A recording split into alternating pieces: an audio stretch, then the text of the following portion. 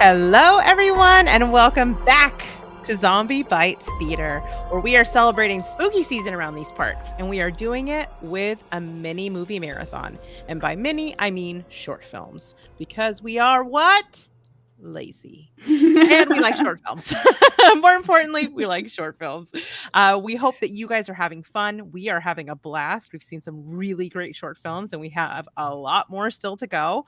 So if you are playing along, let us know by leaving your thoughts on the short film or whatever. Maybe you have a recommendation. I mean, everything's not set in stone. You could still get a recommendation in and put it down in the comments below. All right, let's get into this episode. Ariel, what are we reviewing this time? We're going to be reviewing Night Diner from 2019. You can find this one on YouTube.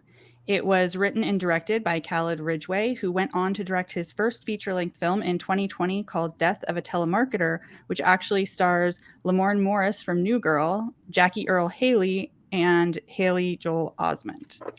And what was that? Yeah. Tell me more. I thought that might perk your ear. I'm a weirdo. I know. What are you going to do? The heart wants what it wants. All right. And he is currently in pre-production on a thriller called Lucid Summer. So we'll have to keep our eye out for that. That's a great name. Whatever it's about. That's a great title. All right. Well, speaking of what things are about, how was that transition? Can I get a round of applause? Thank you. Thank you. Sarah, give us the synopsis for this one. A Yelp reviewer goes to a 5-star diner late at night to try their famous burgers, but instead is treated to bizarre interactions with the staff and a freezer full of meat that isn't beef. Yeah, I would say there are some bizarre interactions that are had in this. Oh, yeah. Ooh, the cringe is high. The cringe is high. Yeah. All right, Matilda, lay it on us. What'd you think of Night Diner? I really like the way that this one plays with, like you're saying, the cringe is really high in this one. This one plays with the way that, like, you can see our lead character, like, calculating the entire time about what's awkward, what's dangerous awkward, what's racist awkward, what's like and like what's micro and what's macro. What's micro, what's just straight up aggression, right? Like trying to get through all of that. And then when we get to the kitchen and the slow pan of what's in the kitchen, it was worse than I thought. So yeah, what did you all think? Ooh. All right, Sarah, I believe you selected this film for us. I did, because I enjoyed that a little bit. Yeah. Yeah, I mean, like the tension that builds up in the beginning, like you said, it's like what's just a flat out aggression, what's a microaggression, what's just a more macro aggression, just the little things like the waitress asking if he's an athlete, or telling him that they're out of Kool-Aid. Oh, yeah.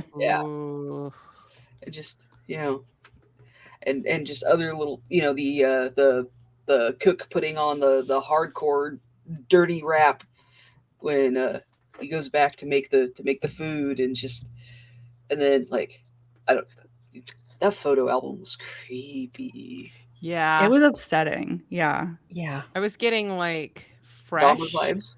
I was getting like ghetto fundamentalist LDS. I was getting a lot of upsetting references from that thing. I was getting binders full of women, election.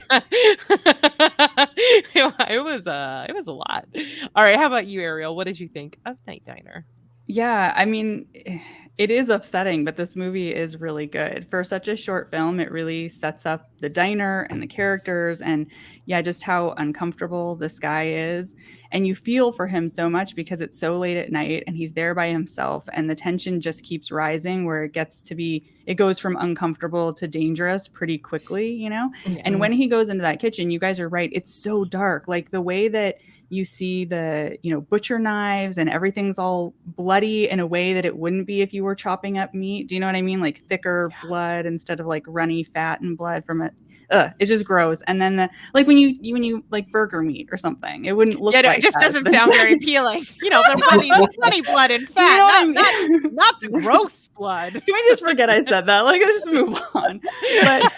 But Yeah, and the like serial killer binder is so upsetting. And I think it does a really good job when he opens that freezer and he sees the head that's in saran wrap, and the shock on his face. It's very effective at making you be like, oh fuck, this is bad.